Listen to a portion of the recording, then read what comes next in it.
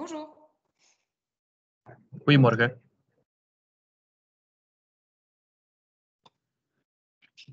Voilà. Ik stel voor dat we beginnen. Voilà. Et peut-être avant qu'on ne commence, donc on fait le point presse aujourd'hui comme c'était férié hier. Hein. La semaine prochaine, on n'aura pas de point presse parce que je pars en congé pour une semaine. Donc voilà.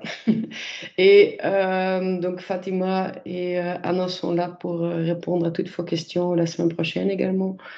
Donc on reprendra dans 2 semaines, donc la semaine du 7 juin. Voilà. Voilà, dus volgende week geen perspunt omdat ik er niet ben en de week erop zijn we terug op post. Voilà, un peu d'update aujourd'hui, donc différents points à l'agenda. Oups, pardon. Hein. Yeah. Voilà, situation épidémiologique et vaccinale, et alors quelques actualités, surtout au niveau de la vaccination. Donc, si on regarde un peu la situation aujourd'hui, au niveau de la situation épidémiologique, c'est une situation qui est plutôt positive pour le moment, mais par contre, on voit quand même que le nombre de cas est en train d'augmenter de nouveau la semaine passée. Donc, on doit quand même rester vigilant avec ça. Donc, le taux d'incidence continue à baisser. Donc, on est à 279 maintenant cas positifs par 100 000 personnes sur 14 jours. Par contre, il y a une augmentation donc, sur les 7 derniers jours de 24% de cas positifs. Ceci est quand même aussi lié avec le fait qu'on teste plus. Donc, on a quand même augmenté considérablement le nombre de tests par jour la semaine passée, avec un taux de positivité qui reste plus ou moins constant, un petit peu à la baisse. Donc, ça clarifie évidemment pourquoi le nombre de cas positifs augmente, mais quand même, c'est quand même quelque chose qu'on doit continuer à suivre de près. Et donc, comme on trouve plus de cas positifs, ça veut dire aussi que la valeur R est de nouveau dépassée 1. Donc, on a 1,13 aujourd'hui. Ja, dus heel kort uitgelegd is dus dat eigenlijk de incidentie op 14 dagen zakt nog altijd, wat goed nieuws is. Maar de laatste week zien we toch een stijging van het aantal positieve gevallen met 24%. Wat vooral gewoon gerelateerd is aan het aantal testen dat meer is uitgevoerd geweest. Met een ongeveer constante lichtdalende positiviteitsratio die op 5% zit. Maar dus meer testen geeft dus aanleiding tot meer positieve gevallen. Maar we zien daar toch dus dat daardoor die incidentie waarschijnlijk de komende dagen terug een beetje zal stijgen. Op het niveau van de varianten, dus blijven we ook een tweetal nieuwe Indische varianten die teruggevonden zijn vorige week, waar we ook verder blijven zoeken naar de tracing daar rond. Blijven voorlopig allemaal aparte gevallen. We zoeken verder uit of daar nog meer rond te doen is. En we proberen natuurlijk zo goed mogelijk tegen te houden. Donc les variants, donc on a encore eu 2 variants indiens fin de la semaine passée, donc où on trouve toujours des sources un peu différentes, même si alors par la suite il y a des cas qui sont liés entre eux à cause des relations familiales. Mais donc on essaie vraiment de limiter la propagation de ce variant au maximum. Et où la situation de la maison de repos reste aussi stable. Donc ça, c'est au niveau des cas positifs. Alors au niveau des hospitalisations, là, ça continue à diminuer. Et malgré le fait qu'on reste encore quand même avec 2 hôpitaux au-dessus de 50% de cas Covid aux soins intensifs. Mais en globalité, ça commence à bien diminuer. Le nombre de décès reste plus ou moins constant vis-à-vis la semaine passée, pardon. Alors, si on regarde au niveau de la vaccination, on est aujourd'hui, donc depuis vendredi passé, on a diminué encore les tranches d'âge. Donc, on est toujours, donc toutes les personnes de 65 plus de comorbidité peuvent évidemment toujours continuer à s'inscrire. Les 41 plus peuvent maintenant aussi prendre rendez-vous. Donc, ça veut dire les personnes qui sont nées en 1980 et avant peuvent déjà prendre rendez-vous en région bruxelloise, et les personnes de 36 et plus peuvent se mettre sur la liste d'attente. Donc là, on a vu aussi que depuis vendredi, il y a quand même pas mal de gens qui ont pris rendez-vous. Donc les différents rendez-vous qui étaient encore ouverts pour des premières doses se remplissent bien. Euh, Après, si on regarde un peu la situation aujourd'hui, donc la semaine passée, on a fait 52 000 doses de vaccination, la plupart toujours dans les centres de vaccination, évidemment. Beaucoup de deuxièmes doses qui étaient données, et donc on a encore diminué un peu les premières doses, comme le stock est pour le moment assez bas. Donc, on n'a pas administré énormément de premières doses. Et donc, on se prépare donc pour cette semaine-ci à 59 000 doses avec énormément de deuxième doses, comme vous voyez. Et donc, la semaine prochaine, avec une grosse livraison de Pfizer qui va arriver. Donc, plusieurs doses de première dose de nouveau qui peuvent se faire la semaine prochaine. Et donc, la plus grosse semaine de l'année qui se prépare pour la semaine prochaine. Donc, la semaine passée aussi, on a eu pas mal de vaccinations mobiles qu'on a effectuées. Donc aussi bien dans les maisons de repos encore, pour vacciner encore des personnes dans des maisons de repos, de nouveau des résidents, que pour le secteur du sans-abrisme, que pour la vaccination des personnes grabataires à domicile, des antennes de vaccination qui se sont également insérées au sein des équipes mobiles. Dus we zien hier dus dat we eigenlijk 390.000 personen een eerste dosis hebben gegeven, 166.000 personen twee dosissen, wat ons op een totaal brengt van 560.000 doses in totaliteit. Dus met het grootste stuk nog altijd in de vaccinatiecentra, waarbij dus vorige week meer tweede doses dan eerste doses zijn gegeven. Deze week zeker het geval, dus met 46.000 tweede dosissen, slechts een beperkt aantal eerste dosissen. En volgende week dus met een grote levering van Pfizer, waar we dus veel eerste doses terug gaan kunnen administreren. En waarbij we dus zien ook dat met de mobiele teams, inclusief antennes, we daar ook een mooie stijging krijgen door de verschillende acties die daar gaande zijn.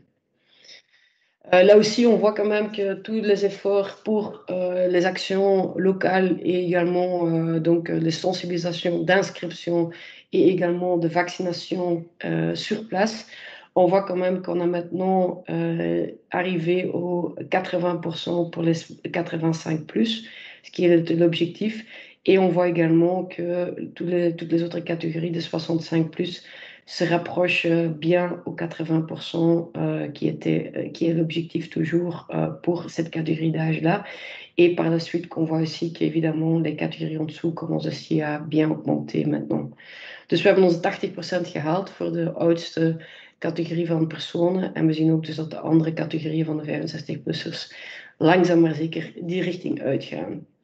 Alors, si on regarde un peu l'approche globale qu'on a, donc avec nos 10 centres de vaccination, donc le Bruvax, donc notre système d'inscription, et le call center au milieu, et ensuite alors toutes les actions de communication et de sensibilisation qu'on fait, qui sont alors complétées avec toutes les actions locales, comme vous le voyez ici.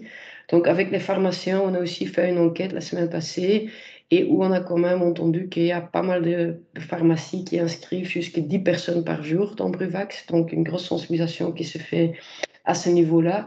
On a aussi demandé aux pharmaciens, médecins généralistes encore de porter bonne attention aux personnes à comorbidité et où on continue toutes les actions avec les communes et les organisations de terrain pour justement faciliter toutes les actions des équipes mobiles, disons.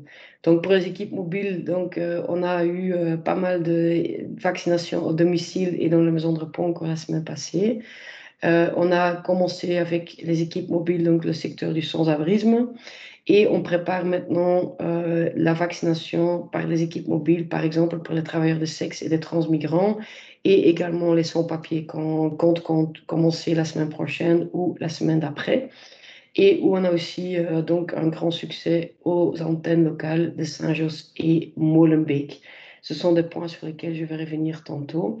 Dus dit schema legt nog eens uit wat we eigenlijk allemaal doen als verschillende acties om onze aanpak met dus de 10 vaccinatiecentra verder aan te vullen met allemaal lokale acties om zo iedereen toch de kans te geven zich te laten vaccineren.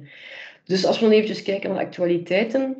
wil ik even meegeven dus dat we hebben vorige week aangekondigd dus dat iedereen zijn vaccinatiecertificaat kan terugvinden op mijngezondheid.be en dus ook op het gezondheidsnetwerk van Brussel. We willen er eventjes bij aanduiden dus dat dat geen officieel certificaat is, maar dat het dus niet kan gebruikt worden om echt te gaan reizen, want het kan geweigerd worden in andere landen als officieel certificaat.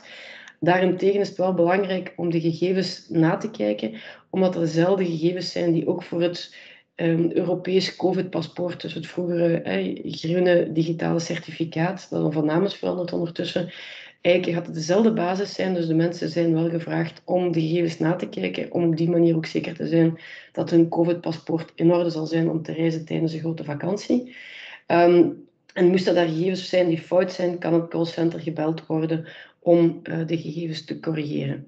Et donc, c'est une information quand même importante. La semaine passée, on a annoncé qu'il y a le document qui reste disponible pour avoir la preuve de vaccination au sein de réseau santé bruxellois. Par contre, ce n'est pas un document officiel, donc on ne peut pas garantir que dans d'autres pays, ils vont accepter ce document comme la preuve d'être vacciné pour justement entrer dans le pays sans test Covid, disons. Donc, il faut quand même garder ce test pré-voyage avant de voyager si on voudrait voyager. De l'autre côté, c'est important de vérifier les informations parce que ce sont les mêmes informations qui sont à la base pour le passeport EU Covid qui va apparaître à partir du 1er juillet. Et donc, important de vérifier ces données et s'ils ne sont pas corrects, d'appeler notre call center pour corriger les données. Depuis l'annonce de la semaine passée, on a quand même déjà eu 61 personnes qui ont appelé le call center pour corriger les données. Donc, c'est des choses qui sont importantes, je pense, pour aussi prévoir que les données sont bien exactes pour le futur. Si alors on regarde un peu au niveau de notre call center, on voit quand même que le call center reste bien occupé. On a plus ou moins, toutes les semaines, plus que 30 000 appels qui sont faits. Cette semaine-ci, c'est juste le jour d'hier, donc pas compté. Et les jours fériés sont très faibles. Mais on voit quand même que chaque fois, le nombre d'appels est important. Et on voit également que malgré qu'on baisse en tranche d'âge, qu'il y a toujours 50% des appels qui se font pour prendre rendez-vous. Donc, il y a beaucoup, beaucoup de gens que malgré le fait qu'on a déjà des tranches d'âge qui sont quand même assez bas, qu'on voit quand même que les personnes préfèrent appeler le call center pour prendre rendez-vous au lieu de se connecter sur Internet, ce qui montre encore une fois la fracture digitale qui est quand même bien présente dans notre région. Dus een klein overzichtje van de callcenter data, waar we zien dus dat het callcenter goed bezet blijft met een 30.000-tal tot 35.000-tal belletjes per week, waarvan de helft ongeveer toch om een afspraak te maken, ondanks het feit dus dat we al een vrij lage leeftijdscategorie zitten. Ja. Alors, si on regarde un peu les actions, locales pour vraiment atteindre tout le monde pour se faire vacciner, on a donc commencé la semaine passée avec le secteur du sans-abrisme, où on a en 3 jours vacciné 132 personnes.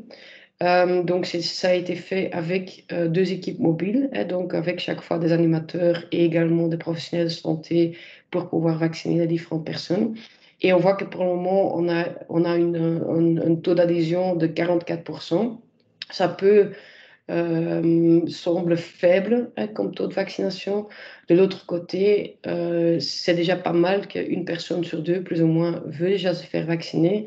Et donc, on prévoit encore des tours supplémentaires pour repasser dans les différents centres d'accueil où on a été pour vacciner les personnes, parce qu'on sent qu'il y a beaucoup qui attendent un peu la réaction des autres pour pouvoir aussi se faire vacciner. C'est un peu la même tendance qu'on a vu aussi dans d'autres structures avant, d'autres collectivités, ou même dans les maisons de repos, tout au début, on était au niveau du personnel uniquement à 20% de vaccination et où on a aussi passé quand même au double par après. Donc, on pense qu'après 2 ou 3 tours, qu'on va quand même pouvoir arriver à un taux de couverture plus élevé également dans ces différents centres d'accueil. Mais donc, c'est quand même un grand travail de sensibilisation et de vaccination affaire à ce niveau-là. En dus voor de daklozen hebben we dus een 132 personen gevaccineerd op 3 dagen tijd in een opvangcentra. En dus waar we zien dus dat iets minder dan 1 op 2 zich laat vaccineren. En waar we dus horen ook van de verschillende sensibilisators, dus echt animators van die netwerken, dat we eigenlijk horen dat er toch wel een zekere afwachtende houding is. En dus dat er ook wordt verwacht dat we, als we nog eens een keertje terug opnieuw langs gaan, dat daar ook de vaccinatiegraad verder zal stijgen. Dan hebben we dus ook onze piloten gehad vorige week nog in Molenbeek en Sint-Joost-de-Node, waar ongeveer dus in totaal een 300-tal personen zijn gevaccineerd geweest in de 2 centra samen. Waarbij dus zowel in Sint-Joost-de-Node als in Molenbeek de mensen op de markt dus gesensibiliseerd worden. En dan eigenlijk in lokale antenne, dus in het gemeentehuis in Molenbeek en een sportzaal in Sint-Joost-de-Node, dan ook onmiddellijk worden gevaccineerd. En we voorzien een verdere uitbreiding ook in een aantal andere gemeentes, waaronder Saint-Gilles waarschijnlijk eind volgende week. Et donc, vraiment, les antennes de vaccination locales, on voit qu'il y a vraiment une bonne réponse. Après les 14 seringues qu'on avait fait le 6 mai à Molenbeek, on a fait plus que 300 la semaine passée à Molenbeek et Saint-Gilles ensemble. Donc, où chaque fois, on va sensibiliser les gens sur le marché et par après vacciner les personnes dans les antennes.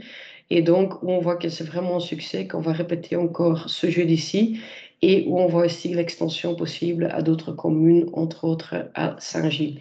Et donc, de cette manière-là, vraiment augmenter encore la couverture vaccinale, pas uniquement pour les 65+, mais également le reste de la population, parce qu'on voit vraiment que les gens aiment bien d'être dans un environnement qu'ils connaissent bien, où ils se sentent bien à l'aise, et que ça vaut vraiment la peine encore d'ouvrir cette petite antenne à côté des centres de vaccination. Et une petite information plutôt pour bien être conscient et pour relier à la population, c'est le fait qu'on a réaménagé ce week-end le centre de forêt. Et donc le centre de forêt a deux objectifs en fait, donc de faire de la vaccination et de faire aussi des tests. On a eu pas mal de commentaires quand on a commencé, et à juste titre, que l'entrée qui était commune pour aussi bien le testing que la vaccination encombrait un peu l'entrée, et donc c'était assez difficile aussi la circulation dans le bâtiment. Et donc ce week-end, donc dimanche, tout le bâtiment a été aménagé dans un temps record, où il y a maintenant 2 entrées vraiment distinctes, où il y a maintenant l'entrée pour la vaccination au chaussée d'Azenberg et l'entrée pour le testing à l'avenue Jupiter. C'est uniquement les personnes à mobilité réduite où on prévoit toujours l'entrée à l'avenue Jupiter, comme il y a là un ascenseur qui n'est pas disponible au chaussée d'Azenberg. Mais donc pour tout le reste, les 2 entrées et les sorties sont maintenant bien distinctes, et donc également les personnes qui viennent pour une vaccination se mélangent plus avec les personnes qui viennent pour un testing, et donc on pense qu'avec ceci, les différents flux, les différents mouvements vont encore mieux se passer. Dus een kleine wijziging daar in het centrum, dus dat eigenlijk in een recordtijd helemaal is omgebouwd geweest, waardoor nu dus eigenlijk de personen veel vlotter kunnen circuleren en waarbij er dus ook een duidelijke scheiding is tussen de ingangen van de vaccinatie, dus op de Alsenberg-Steenberg, en de testing, en ook voor de lift voor de personen met beperkte mobiliteit in de Jupiterlaan. Waardoor we eigenlijk zeker zijn dat er daardoor ook een betere functionering van het centrum kan plaatsvinden.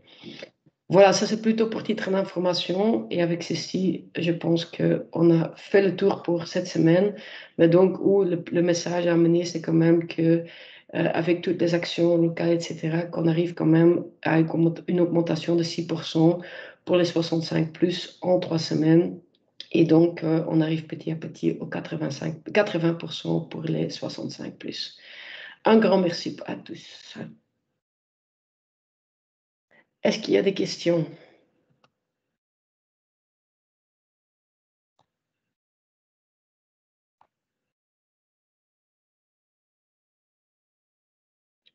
Ja, Sveni. Oui, bonjour. Je voulais un petit peu savoir, au niveau des femmes enceintes, on a eu des retours comme quoi certaines n'arrivaient pas à s'inscrire sur Bruvax. Donc, je voulais un petit peu savoir comment est-ce que ça fonctionnait pour les femmes enceintes. Oui, donc les femmes enceintes sont inscrites par leur médecin généraliste, hein, donc comme les personnes avec comorbidité. donc où ils sont cochés, entre guillemets, qu'ils auront accès à une vaccination prioritaire. Et donc, par la suite, ils sont alors invités, hein, donc, avec le système de Doppler, hein, si on lance les invitations. Et ces mêmes personnes sont alors, comme on appelle, whitelisted. Donc, ça veut dire qu'ils doivent avoir accès à Bruvax, donc, pour pouvoir s'inscrire. Maintenant, on a entendu en effet quelques cas exceptionnels fin de la semaine passée, aussi bien pour les personnes à comorbidité que des femmes enceintes qui n'arrivaient pas à s'inscrire. Et donc, on est en train d'investiguer ça. Et normalement, pendant le week-end, les solutions ont été trouvées et donc ça a été résolu. D'accord. Hem, Au niveau du passeport vaccinal européen qui vient d'être, approuvé, comment est-ce que ça va, se traduire en région bruxelloise? La Belgique fait quelque chose au niveau fédéral ou c'est chaque région qui met en place une application? Donc, c'est un passeport qui va être établi pour la Belgique, hein, donc, où alors les données des tests vont venir de la base de données de Cienzano et où les données de vaccination vont venir de VaccinNet. Oui. Et donc, et ensuite, donc, il y aura donc, un helpdesk qui va être mis en place donc pour assurer que les données donc, soient correctes, entre guillemets, et quand ils ne sont pas corrects, que les citoyens peuvent les laisser corriger. Là, donc, c'est en tout cas donc, Cienciano qui est responsable pour les données de tests, et ce sont les entités fédérées qui sont responsables pour les données de vaccination. Comment ça va se traduire au niveau des différents helpdesk et autres? Ça, c'est encore des discussions qui sont en train de se finaliser. Et donc, je pense que ça va être officialisé cette semaine. Donc, mais en tout cas, donc, au niveau des responsabilités, ça, c'est clair. Et donc aussi pour nous, l'importance que chacun vérifie quand même déjà ses données de vaccination sur le réseau de santé bruxellois ou masanté.be pour justement être sûr que les données vaccinales seront bien. Parce que quand ils sont bien sur les réseaux de santé bruxellois, ça veut dire également que normalement ils seront aussi également bien pour le EU Covid Pass. Mmh. Et donc une fois qu'il y aura ce passeport, européen, ce qui a été mis en place, à la COCOM et qui n'a pas encore, et qui n'est pas officiel va disparaître? Donc non, le relevé va rester parce que on pense que c'est toujours un bon relevé et à terme également, ça va être quelque chose qui va rester hein, parce que quand même le réseau de santé bruxellois et masanté.be sont vraiment des infrastructures, disons, qu'on aimerait bien continuer également dans le futur et vraiment avoir comme portail pour chaque citoyen pour vérifier ses données de santé. Donc c'est vraiment quelque chose qui va rester. Mais c'est juste parce qu'on a eu un cas la semaine passée, une personne qui a voyagé avec ce certificat et qui a été refusée à la frontière, qu'on veut bien dire que c'est pas quelque chose qui est officiel. D'accord. Au niveau des communes qui peuvent demander la liste des personnes qui ont été invitées et qui n'ont pas encore, répondu à cette invitation, vous savez combien de communes ont demandé cette liste? Il y a quelques communes qui ont déjà demandé la liste. Il y en a où c'est vraiment déjà officiel, d'autres pas encore, donc c'est un peu en flux. Mais il y a plus ou moins 6 qui ont demandé les données, mais pas encore vraiment le nombre de communes qui sont vraiment officielles, j'ai pas le nombre exact en tête. D'accord. Et parce que je sais que Saint-Josse a demandé, la liste. La semaine passée, quand j'ai rencontré le bourgmestre, il me disait qu'il l'avait toujours pas reçue. Est-ce que c'est, désormais le cas? Il l'a bien, reçue? Là aussi, justement, toute la procédure de l'approbation par la commune et d'être sûr que tous les papiers, etc., sont en ordre, ce n'était pas encore le cas la semaine passée. Et donc, c'était en train de se régler pendant le week-end, mais j'ai pas eu Mmh. la confirmation si tout était en ordre maintenant. Donc, D'accord. Au niveau de la troisième dose du rappel, on sait un peu plus, c'est décidé? C'est encore en discussion? c'est toujours en discussion. Donc, pas encore plus de nouvelles pour le moment. D'accord. Et toujours, dans cette idée-là, que vont devenir les centres de vaccination si jamais il y a une troisième dose, dans la mesure où il y a plusieurs centres qui sont dans des complexes sportifs? Est-ce qu'il y a un moment une volonté d'inscrire, cette, vaccination contre le covid dans le système, classique de vaccination? Oui, tout à fait. Donc, le but, c'est vraiment de regarder. Donc, on est en train de préparer la phase 3. Et donc, justement, on regarde un peu comment on peut commencer si la troisième phase doit être nécessaire, hein, qu'on est prêt pour aussi pouvoir le faire pour une partie, donc, dans, disons, des structures qui vont rester à terme. Et donc, hein, plutôt via donc les collectivités qui resteront, via médecins de travail peut-être, médecins scolaires, etc., etc., et des médecins généralistes, etc. Mais d'autre côté, sans doute aussi encore continuer avec quelques centres de vaccination, donc plutôt une situation hybride. Et pour ça, toutes les discussions et toutes les réflexions sont en cours, mais rien n'est décidé, rien n'est concret. Donc, c'est toutes des choses qui sont encore en train de se préparer pour le moment.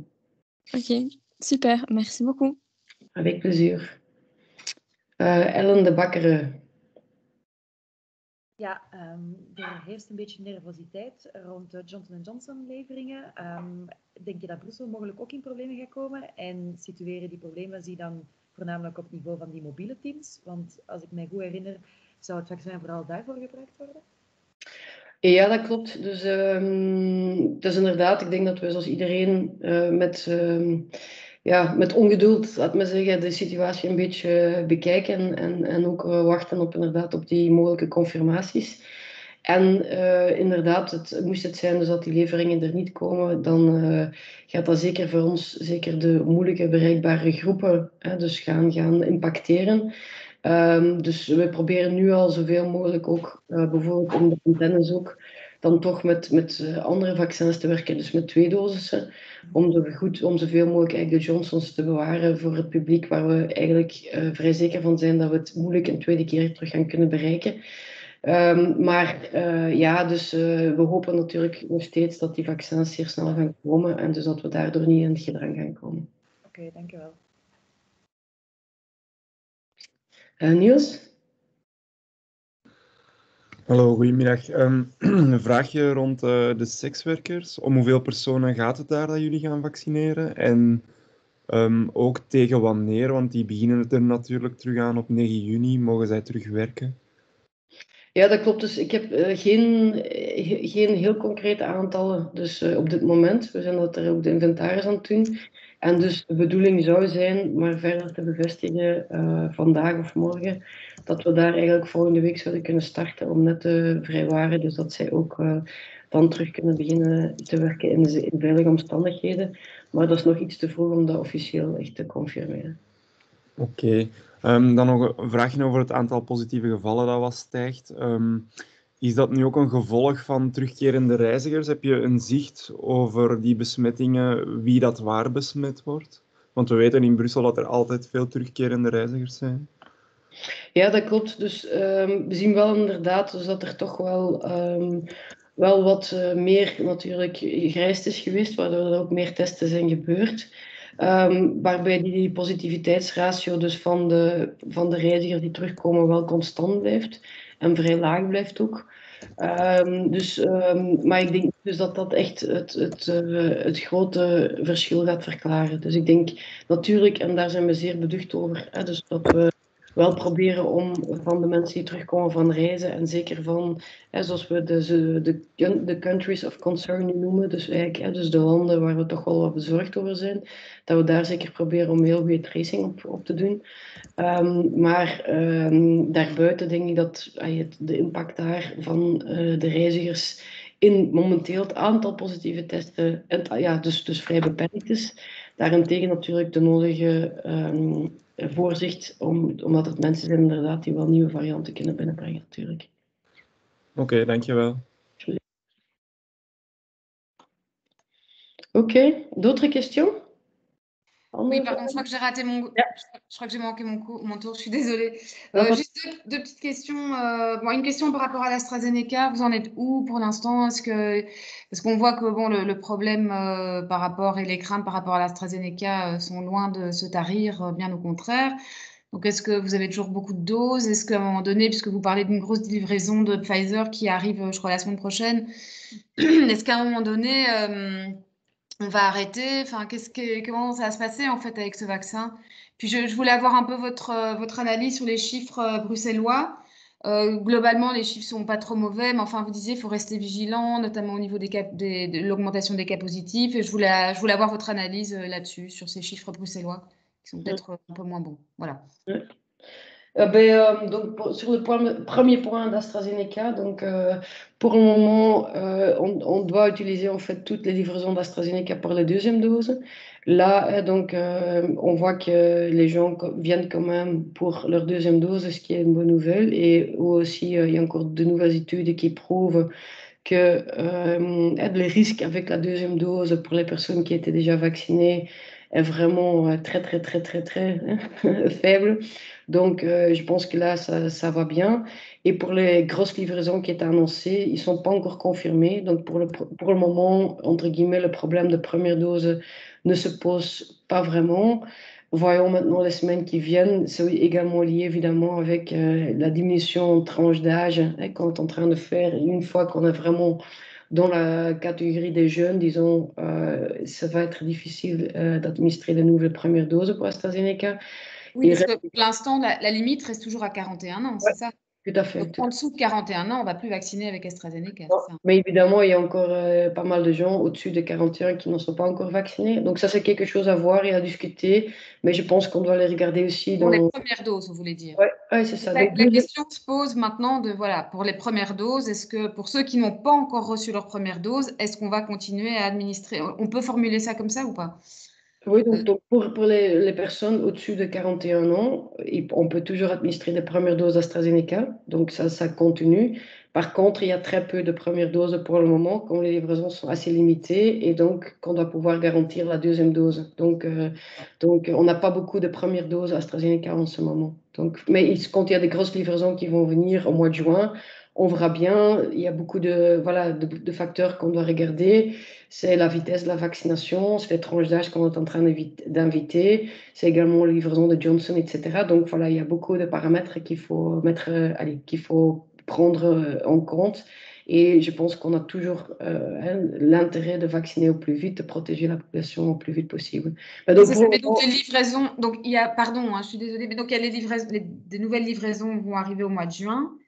Et là, mais ils ne sont pas confirmés. Donc voilà. Donc pour le moment, on doit pas, on est juste voilà, on est en train donc avec les livraisons qu'on a, ils sont nécessaires pour la deuxième dose. Donc pour le moment, il n'y a aucun problème. Et évidemment, on prépare des scénarios pour le futur, mais on le fait toutes les semaines et ils se mettent à jour toutes les semaines. D'accord. Et donc, sur la deuxième question, sur la situation donc épidémiologique en région bruxelloise, donc là, je pense que, voilà, c'est comme le reste de la Belgique, donc je ne m'inquiète pas plus, entre guillemets, que le reste de la Belgique, hein, donc les tendances sont plus ou moins les mêmes. On voit une augmentation des cas positifs un peu partout dans le pays.